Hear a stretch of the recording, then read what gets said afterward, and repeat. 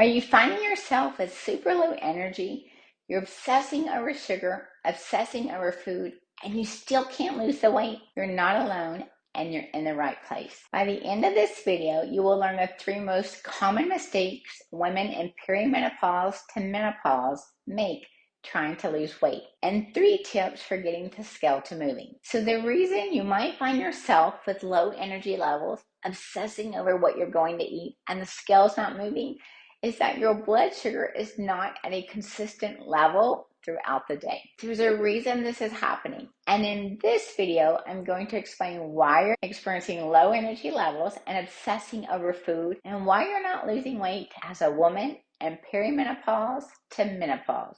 Like Mary, a client of mine, when she came to me. This is the work that I do and that I've dedicated my life to. If this is something that you need support and help with, there's a link below to speak with me directly. I'd love to support you on your journey. As you approach perimenopause to menopause, you have many hormones declining, and this naturally increases your insulin resistance. Insulin is a hormone that helps transport the sugar out of our bloodstream and into the cells to be used as energy. But what happens when our bodies become resistant is that the sugar in the bloodstream builds up. And what this does is create the vicious cycle of the symptoms you're experiencing, such as low energy, mood changes, sugar cravings, obsessing over food. When the sugar stays in the bloodstream for an extended period of time, it continues to trigger the body to release insulin from the pancreas. This cycle, done over and over, makes the body become resistant to its own insulin, and this is where the weight gain begins. Why is this happening now, you may ask? And the answer is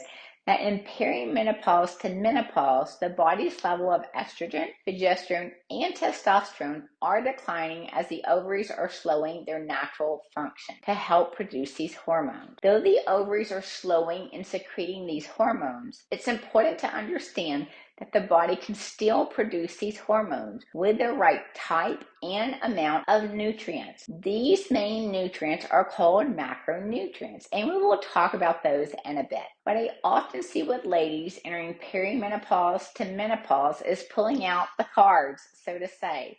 What used to work to get the weight off, such as cutting calories, carbs, or even working out more. Let's talk about these separately so that we understand why these may not be working for you anymore. Mistake number 1, cutting calories. A calorie contains macronutrients. Those are the main nutrients our bodies need to function at their best. There are 3 main macronutrients: proteins, fats, and carbohydrates. I often hear trainers and even physicians advising ladies to cut their calories in perimenopause to menopause by 500 calories or more. Let's talk about this. If we cut calories, we are removing the main nutrients that our bodies require to produce hormones. That concept would work before perimenopause to menopause, but not now, because the weight gain is due to a hormonal imbalance, not calories. Let me know in the comments if this makes sense. See, most ladies do not overeat but undereat nutritionally. Cutting calories is just adding fuel to the fire by causing more of a hormonal imbalance instead of correcting the imbalance. Mistake number 2, restricting or cutting carbohydrates. Remember how each macronutrient helps produce hormones for our bodies. Carbohydrates is one of the 3 main macronutrients. They help us produce estrogen, progesterone, testosterone, luteinizing hormone, and follicle-stimulating hormone. These hormones not only help keep us lean, but have good women's health. Yes, temporarily you can lose weight quick, but cutting carbs long-term creates more hormonal imbalances. An example is that women increase their risk for breast cancer on low-carb diets in perimenopause to menopause. Can you see how important each macronutrient is to our health? And mistake number 3, working out more to lose weight. Remember, the weight gain now is most likely due to a hormonal imbalance, not necessarily calories. Working out in perimenopause to menopause can increase cortisol. When your cortisol levels rise, this will bring your blood glucose levels up, triggering the release of insulin. And do this over and over again, you increase more insulin resistance, which means that working out more is actually working against you. The goal here is to keep our blood sugar consistent throughout the day to help maintain a healthy weight and good health. Now that we understand the 3 most common mistakes, here are 3 tips to help you to get the scale to moving. Tip number 1. You want to go online to a food tracking app and plug in to get your maintenance calories of your goal weight, not weight loss calories. Remember, weight loss goals prior to perimenopause to menopause are based on calorie deficits. Tip number 2. You don't want to restrict or cut carbohydrates. Though each lady will have a certain amount of carbohydrates for her body to function at its best, we generally do not want to go below 130 grams of carbohydrates a day for good women's health and weight loss. Remember, we need the right carbs, not the junk or processed carbs,